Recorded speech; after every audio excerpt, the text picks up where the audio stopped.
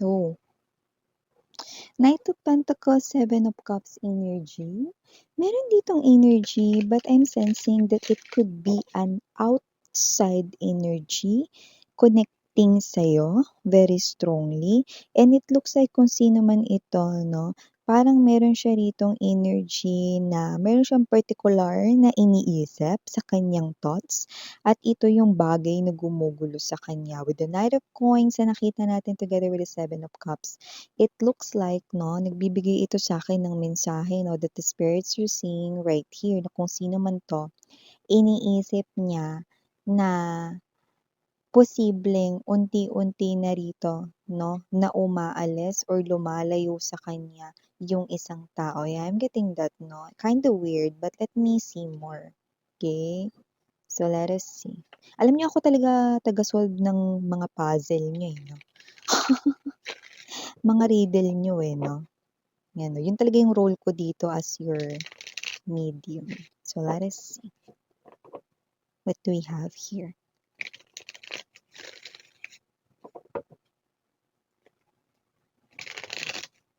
Yung mga mystery niyo. Ako yung nagsosolve. Yan.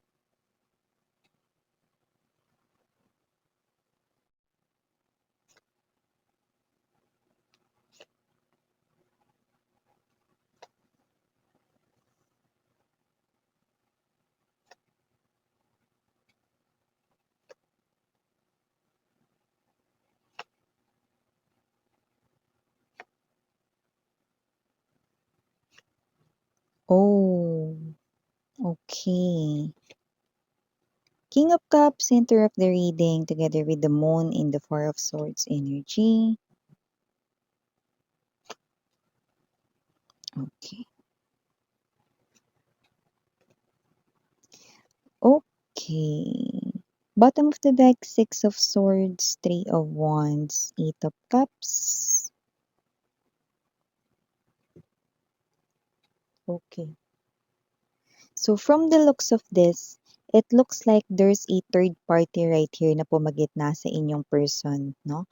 And itong third party na to, no, is posible, no, na alam mo yon, kay maaring very confident siya at first, sa simula parang medyo matapang siya, no, medyo palaban, no, yung energy niya, no. But here, I do see change of energy.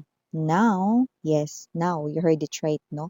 Ngayon, okay, the third party admits defeat. Yan, no? In Tagalog, no? Mukhang tinatanggap na ng third party ang kanyang pagkatalo dito. In other words, okay, from the looks of all of these energies lying sa ating table right in here, your guides, no, ay telling me that the third party, okay, ngayon alam niya at sigurado na siya, no, na hindi ka pa rin niya kayang talunin, no? Hindi ka niya kayang palitan sa puso ng iyong person. Yeah, she or he cannot replace you. Yan. Kakaloka. So bago natin pag-usapan pa yan more, let me just greet everybody first.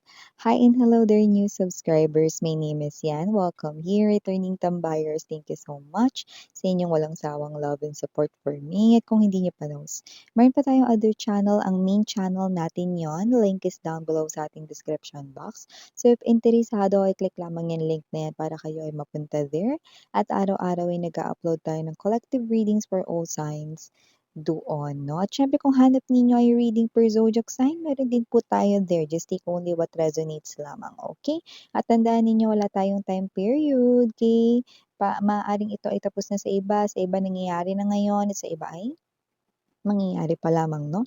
And syempre meron kayong free will na malaya niyong gamitin anytime, anywhere. And yun na nga, pag-usapan na nga natin ito, Ten of Wands energy, Eight of Swords right in here, no? Ilang beses rin dito, no, na iniisip, no? Hindi mawala sa isipan nitong third party, no? Itong klase ng situation, no? Na para itong klase ng isang puzzle na sinusubukan niya rito, no? Na isolve. At kung ano man ito 'no, we have here this Ace of Swords right in here, Nine of Wands 'no. Parang despite of all the things na pinaggagagawa niya para dito sa inyong person na nakuha niya rito sa agaw 'no, it looks like parang with the Moon card energy, hindi niya na alam 'no, kung saan siya nakatayo ngayon sa buhay ng iyong ex-person 'no, ng iyong person right here 'no. So I do see na at first 'no, nung time na parang medyo matindi pa 'no, yung kanila ritong desire for each other 'no, at talagang pinagtatanggol siya at pinoprotektahan ng person mo way back before 'no, medyo mataas yung level ng kaniyang kumpiyansa sa sarili or confidence 'no. Pero dito, mukhang meron siyang napapansin. We have here the observation, okay, Page of Swords energy 'no, sa inyong person 'no. So nakita natin dito na posible na itong third party is nagkakaroon dito 'no, ng parang pag-aagam-agam 'no, and at the same time pag-aalala na rin 'no, with the Nine of Wands energy, nag-aalala siya rito 'no, na anytime baka puwede ng mag-close ang kanilang connection at anytime baka puwede ng makipag-separate ang iyong person sa kanya. With the Four of Pentacles energy, I do see na talagang nilaban din naman niya ito 'no. Bakit miss yan sinabi mong talagang nilaban? Bakit gumamit ka ng past tense? Kasi nakita ko dito na bago bago siya rito mag-let go, ginawa niya ang lahat 'no. This third party showed your person right here or ipapakita niya rito ang kanyang love 'no. Parang it's like his or her last battle 'no, huling laban 'no, para makuha ang puso ng person mo na parang nagbabalik na sa'yo. Your person here is missing you, I do see that, okay.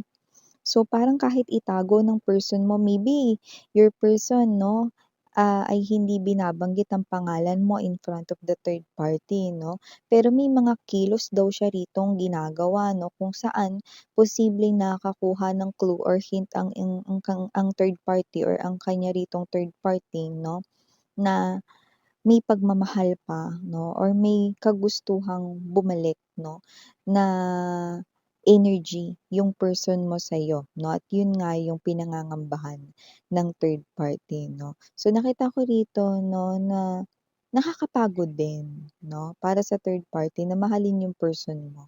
Lalo na, okey, kung ginawa niya na ang lahat ng kanyang makakaya pero bakit gano'n wala pa rin, 'yan 'no, wala pa ring nangyayari. Bakit kahit na hindi ka nakikita ng iyong person right in here, bakit ikaw pa rin ang kaniyang minamahal 'no. So nakikita ko rito na may halo rin namang inis 'no, pero nakikita ko rito 'no na mas namamayani pa rin ang pagmamahal ng third party sa person mo. Yeah, you heard it right, mahal ng third party ang person mo.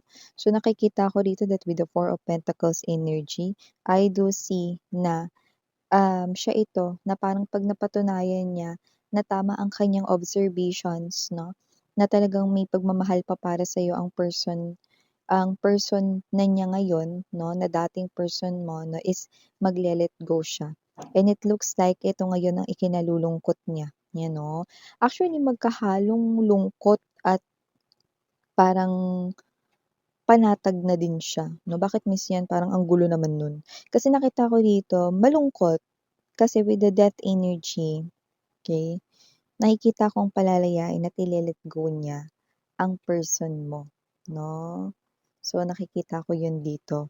Panatag kasi at the same time, parang magiging happy na talaga ng tuluyan yung person mo, eh, kung palalayain niya ito. Kasi parang napapansin niya hindi na nga masaya sa piling niya, eh, hindi na nga masaya rito 'no, ang kanilang pagsasama.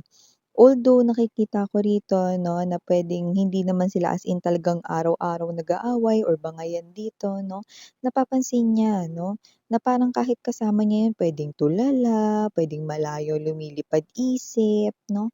So kung sino man 'tong person mo, maaaring hindi niya nga binabanggit ng diretso kasi alam mo kasi ang King of Cups to the Moon, 'yan yung klase ng energy na,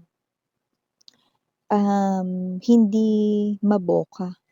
Pero may mga actions na hindi niya alintana 'no, or hindi niya napapansin na posibleng nagtuturo ng sign or clue 'no, na ikaw ay kanyang minamahal pa rin. So, nakikita ko rito na sa situation mo naman with the Four of Swords energy, you are healing.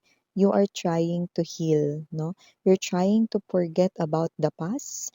You're trying to forget about this person of yours, no? However, okay, as you try to do that, your person here is realizing at the same time that he or she is still in love with you. Okay? So with the King of Cups energy, this person here, yan. Okay? Namimiss ka niya rito. Yan, no? Oh, namimiss kita. O aking sinta. Yes. We just heard that song, no? Definitely, thank you, spirits, no, for that added confirmed message. Okay? So nakita natin dito that the third party now talagang tinatawag niya na ito 'no, na pagkatalo niya rito, but at the same time ito yung tingin niyang maganda niya at dapat na gawin, ang palayain ang taong kanyang minamahal upang ito ay tuluyang lumigaya 'no. I know it sounds dramatic 'no, but it really 'no, ang energy ng third party. So I'm seeing that the third party will let your person go now. And I do see na ilang beses niya rin itong pinag-isipan 'no, at mukhang ngayon nako-confirm niya na hindi ka niya kayang palitan na sa puso ng iyong person. Ouch! Definitely ouch for the third party.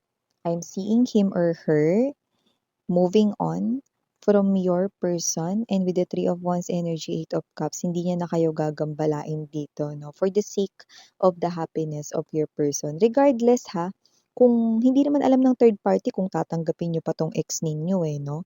Pero hangad niya yung kaligayahan ng person mo rito, no? At alam mo yung parang panatag na rin siya kung makakabalik yung person mo sa'yo.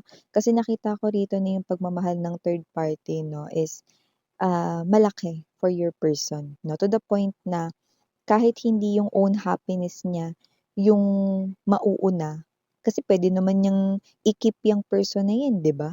Puwede naman niyang parang, um, i-lock lang 'yan sa buhay niya 'no, parang kahit hindi naman ako mahal nito basta kasama ko siya araw-araw, okey sige go, 'di ba? Pero hindi gano'n 'no. The third party's love for your person 'no, is definitely real. That's why he or she is letting your person go, okay. So nakita ko rito, tanggapin mo man ito o hindi, ang third party hindi niya na kayo guguluhin dito, okay. At hindi niya nagagambalain ang person mo. So nakikita ko dito the third party is now raising that kind of hands up na because alam niyang talo na siya. So this third party now admits defeat, okay. At nakikita ko rito na parang gusto niyang sabihin sa'yo na sa lahat ng nagawa ko, ikaw pa rin talaga ang panalo. But that is not something here na parang galit siya or naiinis siya, 'no? Alam mo yung natatawa siya, 'no? Kasi parang kahit na napaghiwalay niya kayo ng inyong person, 'no? Eh, sa huli pala, 'no, is yung pagmamahal ng person mo ay sa iyo pa rin talaga. Yeah, I know, 'no? But yeah, this is something here na parang matapang niyang ginagawa 'no, at napakaganda ng kanyang desisyon rito 'no, na tuluyan ng palayain ang taong yeah, nakuha niya naman sa agaw 'no, and this third party hindi niya 'to sasabihin sa'yo pero, sa isipan niya 'no, gusto niyang humingi ng tawad sa'yo, 'yan. Okay. So, yun na nakikita natin dito. So, yeah, for the initials right here, yeah, meron tayong nakikita. So, we have here the letter R. We also have here the letter O. Plus, we have here the letter A. And dito din po ang letter F. And last but not the least, we have here the letter S. Okay, so maaaring initials niya, maaaring initials ng third party, just take how this resonates. Might be first letters din, no, ng name, middle name, no, second name, or even, okay, ang surname, no, or first name, yan. So, just take how this resonates, sweetheart. Thank you so much again, and you're Yana on me. 사랑해요, love and light. 안녕.